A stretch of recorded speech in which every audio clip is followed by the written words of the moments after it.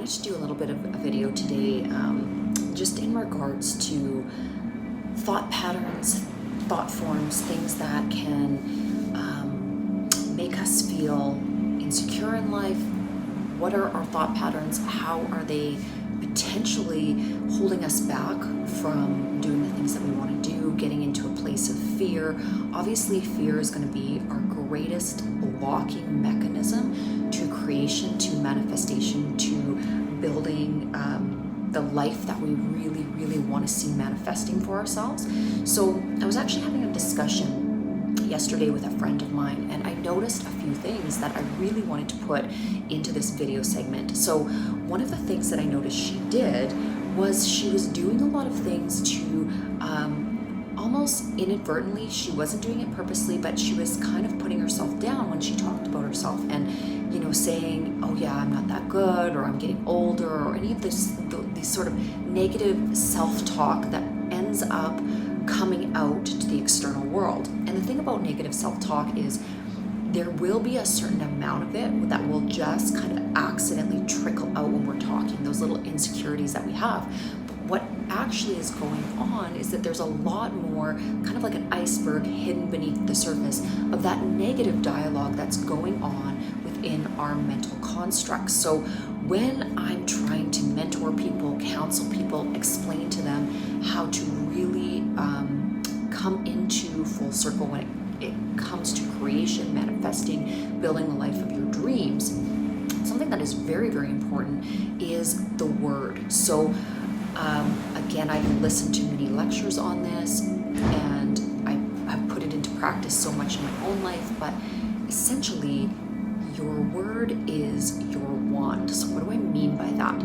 Essentially, what you speak into existence is what is going to manifest. So there's two types of thought, I guess, manifestation avenues. There's going to be the spoken word, which of course, when we're speaking, we can hear the actual vibration of our vocal cords and what is coming out of us. So that's creating a vibration, a ripple in the quantum field, if you will. And so that has a lot of power when we're actually utilizing our voice and we're speaking out and we're actually taking that action. That is the actual act of creation emanating from us, okay? But there is another avenue in terms of creation whereby it's the thought forms or the words that we are saying internally. So that internal dialogue is still heavily creating the, or heavily interacting with the quantum field. So you have to really understand that just because you feel like it's your inside voice doesn't mean the universe sees it as your inside voice and, not to manifest that thing or that, I guess, patterning that you're continuing on in terms of your dialogue. So it's really important when we start to think about creation and manifestation and, what we want to create in our lives, that we are, first of all, paying super close attention to the things that we're saying on the inside. So all of that verbal dialogue, be so careful about the words you use. You always want to have beautiful words for everybody else in your environment. Even if you're a little bit frustrated with somebody, find a way to be compassionate about them. Find a way to visualize them with the utmost compassion and really see them in a light of beauty and good things that you're wishing for them. Don't be jealous, don't be bitter, don't, imagine hateful thought forms about them. Everything should be gentle. Even if they're people that really have wronged you, this is a great opportunity for you to practice forgiveness and just really set your intention to love, okay? So that is such a powerful transformation that you can do it internally. Now, externally, again, this is magnified because now you are sharing the power of your word with others. What I mean by this is that there is a magnification factor when you're using the spoken word externally and you're sharing it with others, because essentially, as soon as you're speaking that word out into the ethers, out to other people. You're affecting their auric field, you know, their aura. You are transmuting what you're wanting to create with your word to others, and then thusly influencing them. So be really, really diligent that what you share to others is, again, beautiful, angelic, wonderful energy. You want to spread grace whenever you possibly can in all situations. And when you start to do this, you'll start to see that your world transforms. And you know, there's a little bit of diligence in terms of what you want to create too. I mean, you have to be very intentional about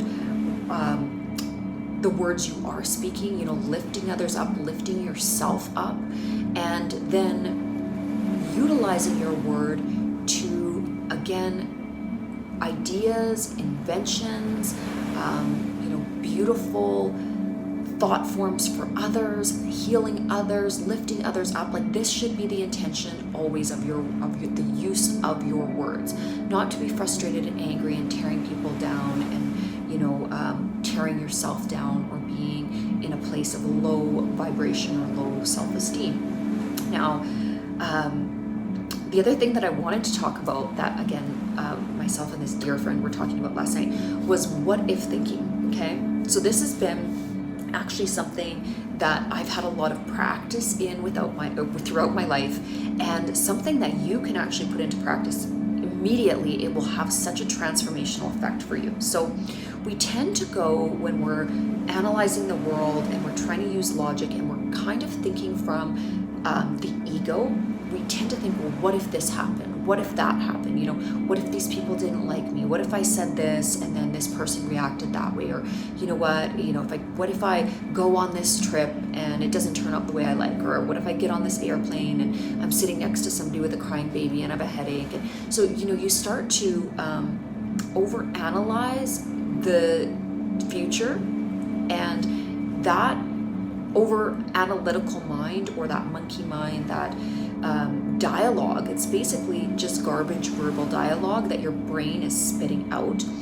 We don't know what's going to happen in the next now or the next now or the next now. So for us to utilize this what if thinking is very hindering and also non-progressive. So it doesn't help us at all in manifestation. It doesn't help us attract the things we want. That's where we're sitting in the vibration, a lower vibration of worry. And as you raise your vibration up, you will learn how to vibrate at a state of peace, knowing that everything is always working out for you in every moment.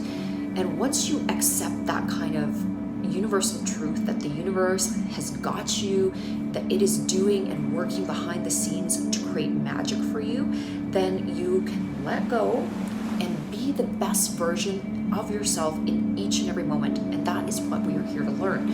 So again, that what if thinking, you really have to start to watch that and pay attention if that's cropping up. If you're getting a lot of those, well, what if this or what if that happened, or oh my God, if I go here, maybe this will happen, or maybe I'll act this way, or maybe I won't do well in the speech, or, you know, maybe those people won't like me, or they won't like the way that I'm dressed, or they don't like people. Like, there's a million negative thought forms that the ego can pull up into the forefront of your operating system that will become a self-sabotaging mechanism. So again, just be really diligent in terms of your thoughts. And then there are some other little secret things that you can do in terms of your brain health, your mind health, everything to do with really recalibrating your mental health. So I want to go through these because, again, these are very powerful things that have worked very well in my lifetime, for me, for people that I've shared it with. And my goal is to just make your world incredible, make your life the best it can be. And the more happy people that we have meandering around Earth, the better we are going to be here, the better our Earth plane is going to be. Let's dive right into what are these things that you can do to really transform your brain health.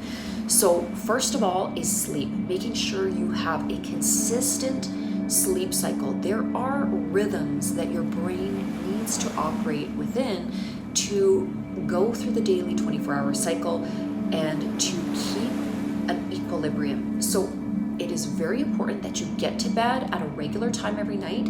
I like, 11:30. Also, what time you wake up. I'm an early riser. I like to be up by 5 o'clock in the morning.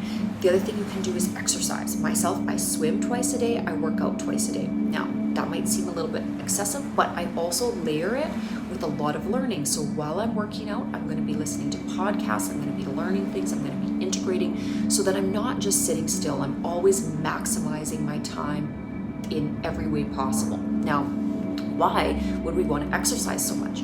The reason that you'd want to move around is that our sedentary lifestyle in our modern day world is not really how our bodies were designed to operate. We're designed to be gathering food, hunting, keeping our environment clean and, caring for babies, doing whatever we're doing, right?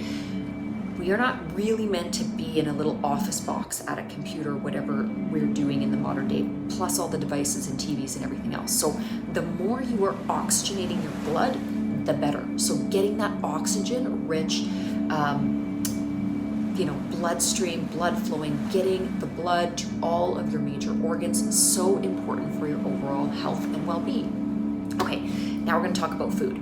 Our food sources have been extremely depleted, and due to a lot of the industrial revolution and all of the food storage methods, a lot of the things in the grocery store are not that healthy for you. So you want to 100% have everything organic, raw, fresh as you can, as much non-cooked food as possible, because it's going to be the most nutrient rich. It's going to have the most living enzymes. So again, I tend to follow a really raw vegan diet. That is my favorite diet in terms of having really high speed processing power. What do I mean by this? I mean, my brain works at hyper speed when I eat this way, and you will see a difference. I'm not asking you to look at your body or the scale or those things. I'm asking you to pay attention to how you mentally feel. This is going to be your biggest benchmark in terms of how your overall body health is. If you are feeling joyous, if you can giggle at things easily, if things just kind of, it's like water off a duck's back, that means you're in a good space in terms of your body's overall health. You will find that as soon as your brain isn't quite functioning right, or you're a little bit grumpy, moody, irritable, anxious, depressed, that is an indicator that something is going wrong within your main operating system. Okay, so you want to pay attention to that. A lot of times it's linked to food, also water intake, making sure that you're getting a very pure source of water. You must filter your water. There's things like fluorides, chlorines, really heavy metals in the water. So making sure that you get as much fresh water intake during the day. I'm doing teas, hot waters, all of these different things throughout the day to keep my body hydrated. So water. If you can get pure spring water as much as possible, stay away from the heavily, the city tap water. If you are using tap water, make sure you have a very good filter on it, and they're filtering out all of those heavy chemicals. Now, things like steaming, saunas, any kind of detox like that is going to be super healthy for the body. In conjunction with exercise, of course, I love to do the cold showers. So I'm also going to do 2 cold showers a day, guys. So 1 in the morning, 1 in the evening, 7 minutes each time. I'm going to go very cold, and what you're going to find that this does is it helps, it has a very healing effect on your entire nervous system. So from the brain all the way down that nervous system, when you're in that cold water, it just helps your brain to let out some of those very powerful neurochemicals that are going to make you feel happy. The serotonin, the dopamine, the norepinephrine, all these different neurochemicals that really help to balance the brain. So there's also several supplements that I am going to recommend for brain health. Here's the correct one. So again, thank you so much for tuning in. If you feel like you're interested in subscribing, hit that subscribe button, like, comment, ask me any questions you have, and have a beautiful and blessed week.